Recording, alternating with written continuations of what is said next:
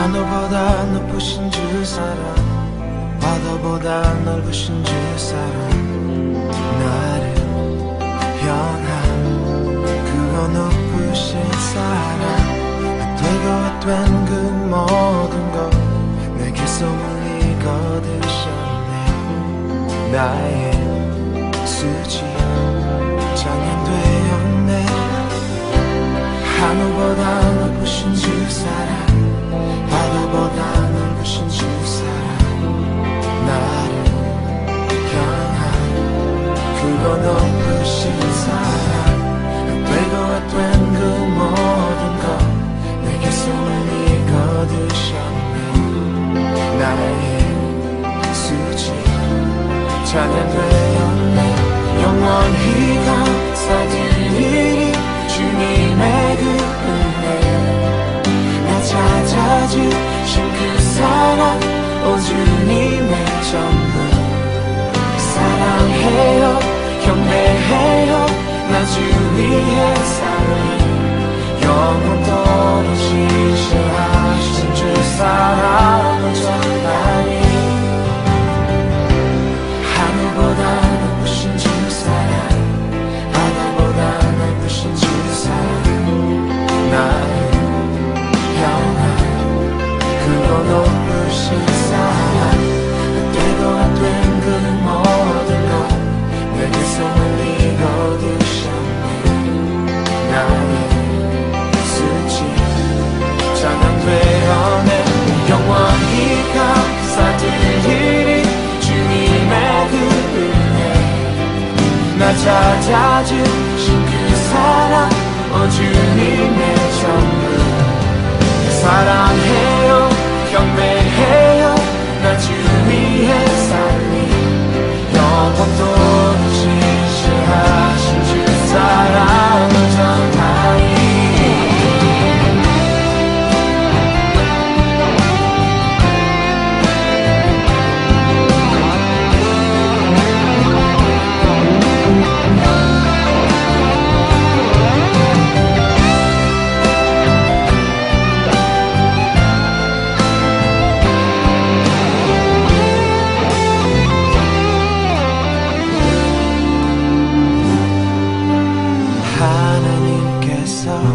세상을 사랑하사 독생자를 주셨으니 믿는 자는 영생을 얻으리.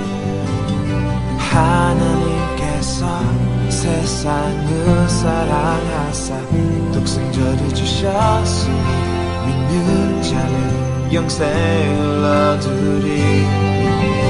하나님께서 세상을 사랑하사 독생자를 주셨으니 믿는 자는 영생을 얻으리. 하나님께서 세상을 사랑하사 독생자를 주셨으니 믿는 자는 영생을 얻으리. 하나님께서 세상을 사랑하사 독생자를 주셨으니 믿는 자는 영생을 얻으리.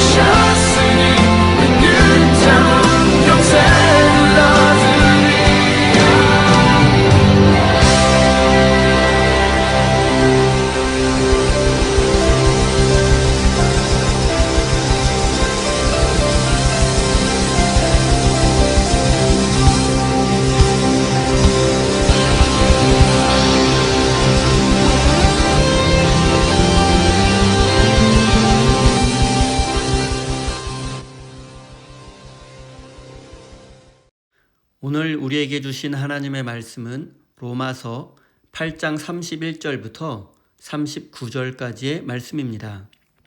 다 같이 화면을 보시면서 함께 읽겠습니다. 그렇다면 이런 일을 두고 우리가 무엇이라 말할 수 있겠습니까? 하나님이 우리 편이시면 누가 우리를 대적하겠습니까? 자기 아들을 아끼지 않으시고 우리 모두를 위하여 내주신 분이 어찌 그 아들과 함께 모든 것을 우리에게 선물로 거저주지 않으시겠습니까? 하나님께서 택하신 사람들을 누가 감히 고발하겠습니까?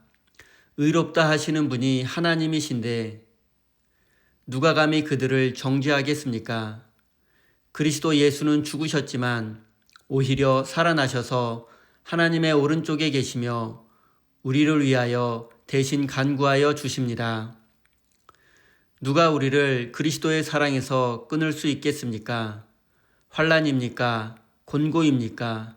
박해입니까? 굶주림입니까? 헐벗음입니까? 위협입니까? 또는 칼입니까?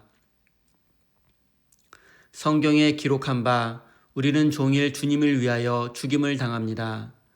우리는 도살할 양과 같이 여김을 받았습니다. 한 것과 같습니다. 그러나 우리는 이 모든 일에서 우리를 사랑하여 주신 그분을 힘입어서 이기고도 남습니다. 나는 확신합니다. 죽음도 삶도 천사들도 권세자들도 현재일도 장래일도 능력도 높음도 깊음도 그 밖에 어떤 피조물도 우리를 우리 주 예수 그리스도 안에 있는 하나님의 사랑에서 끊을 수 없습니다. 아멘. 하나님께서 이 말씀을 통하여 우리에게 은혜 주시기를 원합니다. 하나님의 크신 사랑과 은총이 여러분의 삶에 함께 하시기를 빕니다. 오늘은 끊을 수 없는 하나님의 사랑이라는 제목으로 함께 하나님의 말씀을 나누겠습니다. 사도 바울은 2000년 기독교 역사를 대표하는 영적인 거장입니다.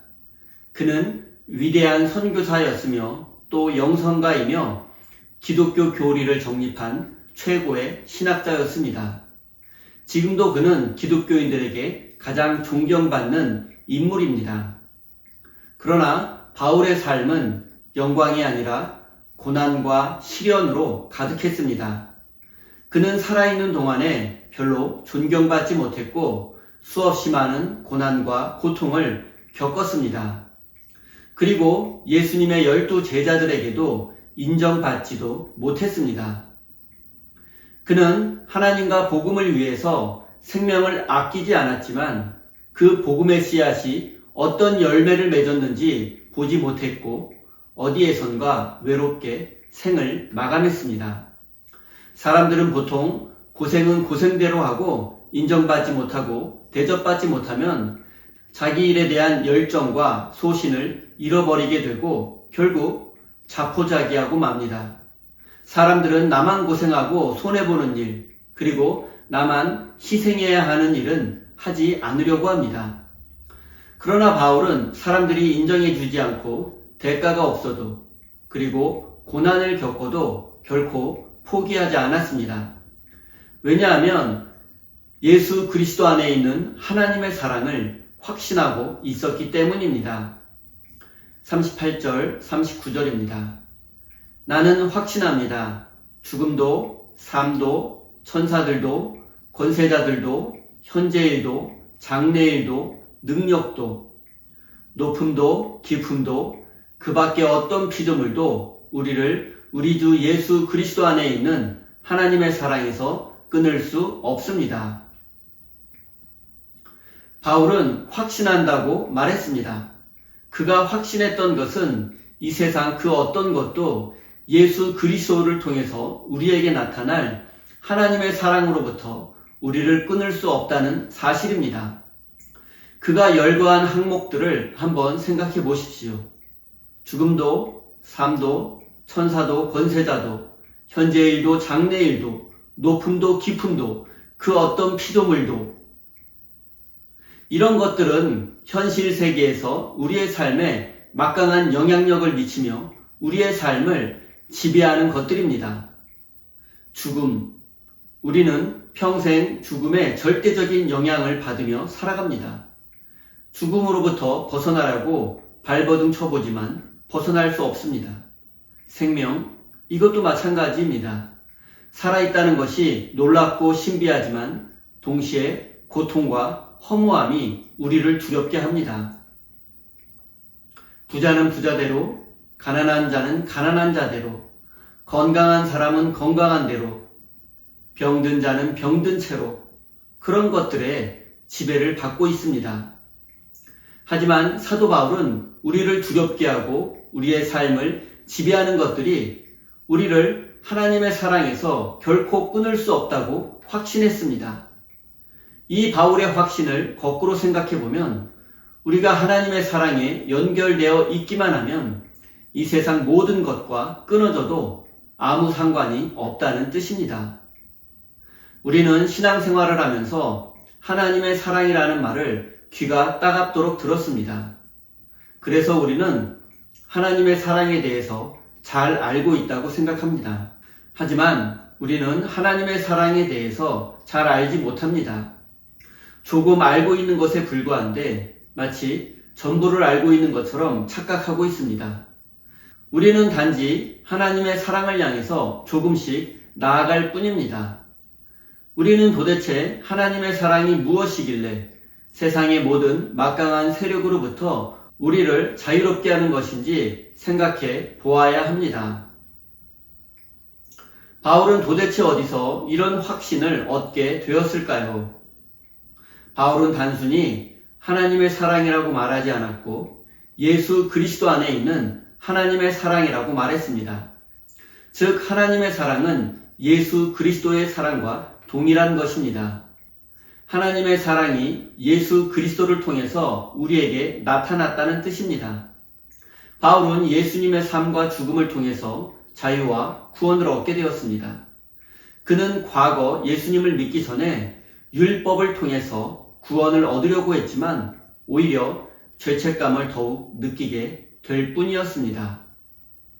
사랑하는 성도 여러분, 예수 그리스도 안에 있는 하나님의 사랑이 우리를 구원하는 능력입니다.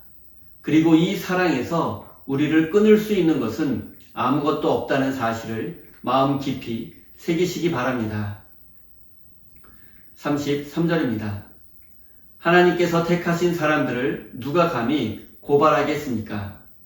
의롭다 하시는 분이 하나님이신데. 고발은 죄에 대한 책임 추궁입니다. 바울이 활동하던 당시 세계는 로마 제국이 다스렸고 로마는 법에 의해 유지되는 제국이었습니다. 법을 어긴 자는 그에 맞는 처벌을 받았습니다. 유대교도 마찬가지였습니다. 율법을 어긴 자는 고발을 당하고 처벌을 받았습니다. 반대로 율법을 잘 지킨 자는 칭찬과 존경을 받았습니다. 하지만 율법을 통해서는 궁극적으로 구원을 받을 수 없습니다. 왜냐하면 그 누구도 율법을 온전하게 지킬 수 없기 때문입니다. 지킬 수 없는 것을 지키려고 하니 결국 삶이 파괴되고 위선자가 될 수밖에 없습니다. 바울은 이제 하나님의 사랑을 통해서 더 이상 율법의 고발을 받지 않고 율법의 지배를 받지 않게 되었다는 사실을 깨달았습니다. 그래서 바울은 하나님께서 우리를 의롭다고 하셨는데 누가 우리를 고발할 수 있느냐고 반문한 것입니다. 34절입니다. 누가 감히 그들을 정죄하겠습니까? 그리스도 예수는 죽으셨지만 오히려 살아나셔서 하나님의 오른쪽에 계시며 우리를 위하여 대신 간구하여 주십니다. 고발은 죄를 묻는다는 의미이고 정죄는 재판관이 피고인을 죄인으로 판결한다는 뜻입니다. 예수님은 유대인들에 의해서 고발당했고 로마 제국에 의해 죄인으로 정죄받아 십자가에 매달려 죽으셨습니다. 하지만 하나님은 예수님을 죽은 자 가운데서 다시 살리셨습니다. 그리고 부활하신 예수님은 지금 하나님 우편에 앉아 계시며 우리를 위해 간구하고 계십니다. 세상은 예수님을 고발하고 정죄했으며 십자가에 죽였지만 하나님은 그런 세상의 판결을 인정하지 않으셨습니다. 그래서 하나님은 예수님을 다시 살리셨습니다. 이것이 바로 하나님의 최종 판결입니다. 세상의 고발과 세상의 판결은 하나님 앞에서 아무런 의미도 없습니다. 이것은 우리의 삶에도 똑같이 적용됩니다. 세상 사람들이 우리를 고발하고 이런저런 사람으로 평가할 수 있습니다. 하지만 우리가 중요하게 여겨야 할 것은 오직 하나님의 판결입니다. 사랑하는 성도 여러분, 세상이 우리를 고발하고 정죄할 수도 있습니다. 하지만 정말 중요한 것은 하나님의 판단이라는 사실을 마음 깊이 새기시기 바랍니다. 35절입니다. 누가 우리를 그리스도의 사랑에서 끊을 수 있겠습니까? 환난입니까? 곤고입니까? 박해입니까? 굶주림입니까? 헐벗음입니까? 위협입니까? 또는 칼입니까? 바울은 우리가 감당하기 어려운 일들을 열거했습니다. 환난, 곤고, 박해, 굶주림, 헐벗음, 그리고 죽음의 위협입니다. 그런데 놀랍게도 이런 것들이 우리를 하나님의 사랑에서 끊을 수 없다고 바울은 선포했습니다. 바울이 로마서를 쓰고 있던 당시 로마 교회 교인들은 실제로 이런 고난과 고통을 겪고 있었습니다. 하지만 그는 세상 그 어느 것도 우리를 하나님의 사랑에서 끊을 수 없다. 즉, 우리를 구원해서 멀어지게 할 수 없다고 선포했습니다. 심지어 바울은 현재의 고난은 장차 우리에게 나타날 영광과 비교할 수조차 없다고 말하기도 했습니다. 믿음이 좋은 그리스도인도 현재의 고난을 피할 수는 없습니다. 누구나 고난을 피하고 싶어 하지만 오히려 고난을 통해서 하나님의 더 큰 사랑을 누릴 수 있다는 사실을 우리는 경험적으로 알고 있습니다. 또한 우리가 미래의 영광을 현실로 인식하고 느낄 수 있다면 현재의 고난은 아주 작은 일이 되고 말 것입니다. 문제는 우리가 현재의 고난 속에서 미래의 영광을 보지 못한다는 데 있습니다. 사랑하는 성도 여러분, 세상은 우리를 고발하고 정죄할 것입니다. 그리고 우리 현실의 삶에는 감당하기 어려운 고난도 있을 것입니다. 하지만 그 어느 것도 우리를 하나님의 사랑에서 끊을 수 없다는 사실을 잊지 마십시오. 사랑하는 우리 세임교회 성도 여러분, 현재의 고난 속에서 미래의 영광을 바라보시기 바랍니다. 그래서 이 땅에서 하나님의 영광을 나타내는 믿음의 사람이 되시기를 예수님의 이름으로 축원드립니다. 우리 다 함께 주신 말씀 가슴에 새기며 기도의 자리로 나아가겠습니다.